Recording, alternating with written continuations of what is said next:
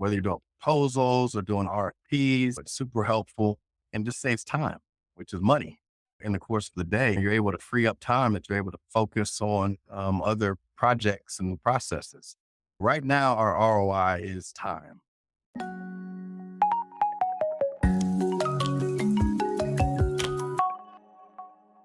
Hey everyone, it's Ashley with Arbeit back with another episode of Arbeit You. And today we have a returning guest, one of my favorites to always talk to. Today we're going to be talking about AI and collections with Sean Williams, the owner of Williams Rush and Associates. So thank you so much, Sean, for joining us and being back on the show. So for anyone who may be watching, can you just give a little introduction on yourself and your company, and then we'll get into the good stuff of AI? Sure. First of all, thank you for having me. I always love coming on here and speaking with you and Caitlin and your whole team. So, Williams Rush and Associates, that's the company. And we've been in business for 13 years. We do consumer and commercial collections. We're located here in Dallas, but we're licensed nationwide in most states. So, we have clients all over the place. And I'm excited about the topic. That's one of the things that kind of, when Caitlin talked to me about this, is AI. That's all we hear. And we've started using it a little bit. So yeah, looking forward Awesome. to what it's going to produce for all of us in the industry. Yeah, for sure. It's definitely become a hot topic, and more people are using it. And I know we talked a little bit a couple weeks ago already about this and you using it in your agency. So I'm excited to dive into it. So I guess when did you first start exploring AI and possibly thinking I'm going to use this in my agency finally? Okay. Honestly, the first time that we've been hearing about it for several years, probably 4 or 5 years.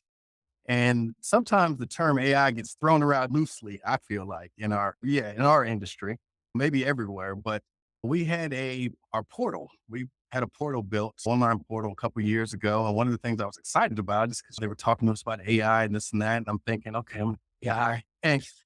But what I come to find out is that there's a difference between AI and a lot of the rule-based software or processes they have out there. That's what I found. And what the rule-based deal is that where you have to go in beforehand and you set all these parameters. Each client, you have a parameter for this, for that, based on what those clients require and will allow.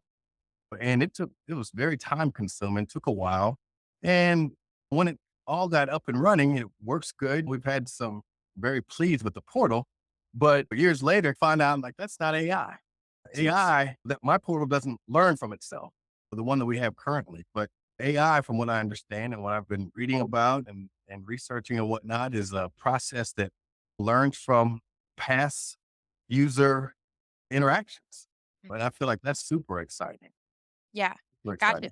Yeah. My next question was like, what the tipping point in using AI that got you excited about using it? Was that the tipping point rule based? It's going to be able to learn from itself essentially? I don't know what the timeline's been, but with Chat GPT, everybody was talking about that and I've heard so much about it. And then finally, a year ago, maybe I got a subscription to it. I was doing the free thing at first, but then I went ahead and got the subscription to it and I've just been playing with it for a while. But now we really use this, or I use this, and I think a couple of my team members use it also. Start off with just emails. You want to get the correct verbiage and having it as professional as possible. And then, honestly, we actually used it for a proposal that we had. We were going up for some business, Mhm. and we wrote it. We wrote the proposal and everything, but it really did help us put things together and gave us some information when we were inquiring about certain things, some things that we hadn't even thought about that we were able to add to the proposal and whatnot. So when we put it all together, I think it was much better afterwards than it was with the product that we had prior to submitting it to Chat GPT and adding some of the, I don't want to say fluff, but some of the data that it was able to kick out to us. So, Yeah. Cool. Yeah. I use the chat GPT. I use the free version because I don't use it too often, but it is cool just being able to put certain bullet points in there and then it just spits you back like a whole essay if you ask them yeah, to.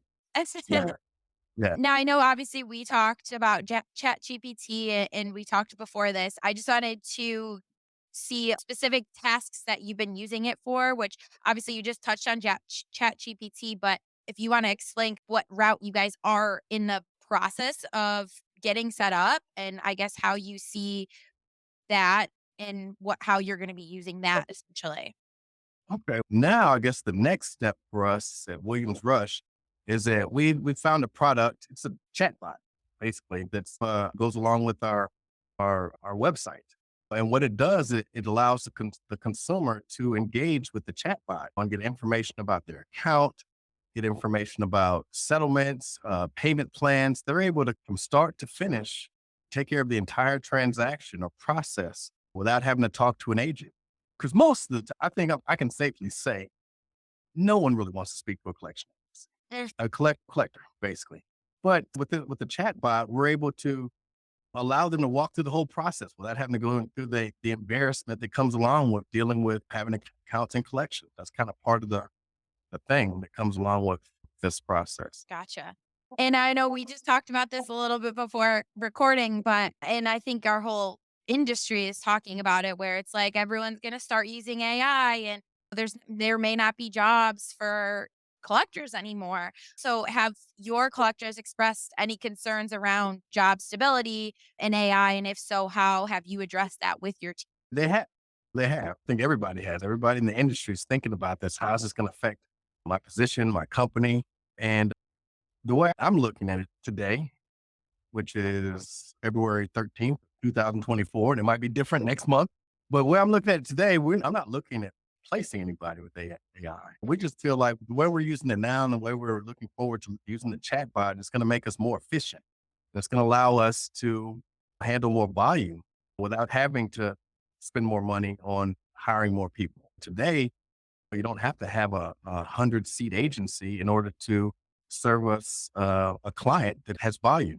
You Mhm. know, you can do it with a 10-person agency or a 20-person agency if you have the right mix of technology. So I think the challenge is actually trying to find that right mix, this product and that product. And I just got back from Las Vegas, the RMAI conference last week, and that's a great opportunity, probably the best opportunity, that and ACA conference, is to see all the technology for our industry in one room. You know, Mhm. that's the reason I go out there besides networking and seeing some of my friends that we see every year. But you're able to go around and see all these different products, and quite a few of the products they have, they're advertising AI is somewhere in the process. And so we're still in the building phase as far as trying to pull in this product and that product, and it's kind of trial and error. Some will work better than others, in my experience. Yeah. Yeah. And I also think it's like a consumer preference thing too, right? Like, obviously, there's some people who still prefer to talk on the phone to a live person, and some people don't want to talk on the phone or they want to text instead of talk on the phone. There's now in our industry, it's technology is definitely getting to a point where there's so many different options for consumers. And I think AI just adds to that. And I think people do get scared of my job's going to be gone, but there's definitely, I think, always going to be some need for people to still be able to answer the phone and talk with a live person. I'm one of those people. I prefer a live person. I'm an old guy. I'm just used to that. And me personally, when I get on the phone, the first thing I'm doing is hitting zero when I hear that recording, trying to get to a live person. But the good thing about AI and these bots, it just gives people more options, you Yep. know. And if they feel embarrassed about having a collection account, they don't have to talk to a person. They can walk through the entire process without doing that. Or your preference is actually speaking to people, which I prefer. That's available too, because with the bot that we're onboarding with and we're having built for us, at any point in the conversation, when they're dealing with the bot, it has an option that says speak to the consumer, no, speak to an agent or get a live agent. I think that's what the option says on there. Yeah. We're using a company called Intellect Collect AI, and they've got some amazing stuff. I'm just super impressed with it. So I'm just really excited to see the finished product. Yeah. Cool. Awesome. And obviously, we are in a very highly regulated industry. So, how does AI in general or AI chatbots ensure compliance with collection laws and regulation? That's the way I see it, it's quite a lot of ways. The one way that we're using right now is we're using some voice analytics, which allows AI to monitor the conversations, the communications that are going on in our agency. And it can notify managers, it can notify the collector real time if there's an issue. something's out of compliance or something's being said, or even the tone of the conversation. The tone gets a little elevated or heated and whatnot. A manager can be notified. And sometimes when you're on a collection call and you're in the midst of it, sometimes you don't even realize that things are getting elevated. So the collector sees that right there on the screen that things are escalating. Not just that little reminder that that notification helps. Yeah, Yeah. that's cool. Analytics is just like another thing that's big now too in our industry. It helps so much. And the way you just described it seems that mixed with AI is just like a great combination to have. So, yeah, I'm excited to hear your results once everything is done. But speaking on what you guys are currently working on with your chatbot, maybe some people watching this are like, is that onboarding process like how long is it and all of that stuff. So can you just speak on how that onboarding process has been for you? The timeline we've been given is right at 60 days. And it's very little input from us. So when we started the process, the company that we're dealing with, we did go through like I won't say an interview process, but a question and answer process about how we do things. And that was the most time that we had to spend on it. The rest of it is stuff that they're doing. They do communicate with us every couple of days to ask this and ask that. But really, a lot of all the coding and stuff being done on their end, and that's a lot better than the process we went through before with the rule-based thing, because basically you have to put in all the rules. And if you have 100 clients that have 100 different parameters, so that's a very time consuming process to go through. If each client that you have attached to your portal, you have to go through there and put the parameters in. Otherwise, they'll get the general parameter. You don't want that because it could be outside of what they will allow. And yeah. Gotcha. So it seems pretty easy. It seems like the onboarding process, 60 days is not very long to wait for it. So that's awesome. So just speaking on, we have a lot of smaller agencies watching Arbeit You ideally. So is there like a specific profile of an agency that you think AI should be used for? Or do you think smaller agencies can also leverage AI effectively? Yes, yes. It's a much smaller agency. Yeah. And I can't really speak for the bigger agency, but I think they're going to get the same benefit that we would get. Yeah, I definitely. And the thing about the products that we've looked at, they're very cost efficient. That's the word, but Yep. we're super expensive. I just say it like that. One of the things that I thought when you're at these conferences and you see these workshops where these companies are demoing this product and that product, when you're sitting back there watching the demonstration, the first thing that's coming to my mind is how much does it cost? Is this Yeah. something that's going to be outside of our budget, what we're going to be able to work with? And from what I've seen thus far, I've not run across any products that were something that we just couldn't fit into our budget.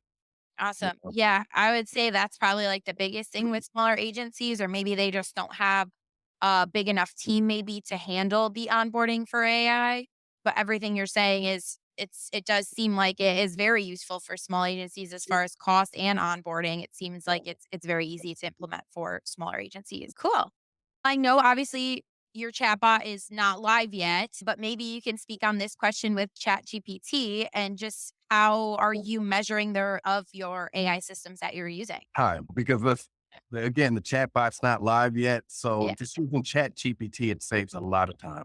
Yeah. And it really does. Whether you're doing proposals or doing RFPs, it's super helpful and just saves time, which is money. In the course of the day, you're able to free up time that you're able to focus on other projects and processes. Right now, our ROI is time. You know, Gotcha. Yeah. Before you were using ChatGPT for emailing, were you guys just manually typing out your emails? Did you have to come up with a template essentially that you guys just created before Chat? yeah. And with the mass emails that we send out for collections, whether it's the Reg F letter or settlement letters or different communications that we have through email, yeah, Mhm. those are templates. We come up with the templates. And honestly, we've had them revamped through chat recently, sent them to the attorney. And once he signed off on it, well, then we're able to utilize them and put them in the process. But yeah, it's definitely helped with that. Good. Awesome. And then my final question for you, and I think everyone wants to know everyone's input on this final question, but Yes. what do you see as the future of AI in the debt collection industry? I'll be honest with you. And I shared this with you before as I was watching a demo I think it was ACA a couple years ago, and it's 4 years ago. So just imagine how much technology has advanced in 4 years. But I was watching this, and it was a phone call they were demonstrating. I think everybody, the whole conference was probably in this workshop because everybody was interested in seeing it. And it walked the consumer from start to finish, all the way through the process, as far as calling in, finding out, getting information about the account, setting up a payment plan, giving the credit card, making the first payment, everything, walked it through. And the consumer was asking questions that I don't think the replies were canned replies. Supposedly it was AI. As I'm sitting back there, I'm thinking, if we're using this eventually, would the creditors be using the same technology? So I'm like, wow, what do they need us for? But as of right now, I just think it's going to help us, everybody, be more effective, more efficient. It's going to save a lot of time. It's going to allow us to touch more accounts. It's going to allow us to, handle more clients and service the industry better, along with compliance. Compliance, the biggest thing, at least for us, it is staying within the parameters. When you have a floor full of people, in the old days, you just had the manager actually used to have to walk up and down we'd walk up and down the aisles. The GM used to call it walking the floor. Have you walked the floor? But you don't have to do that now. With technology, whether it be AI or whatever, you're able to monitor and help your collectors without being right there. Yeah. So it's really helping the industry, I think, with the compliance piece and it helps our clients. Yeah.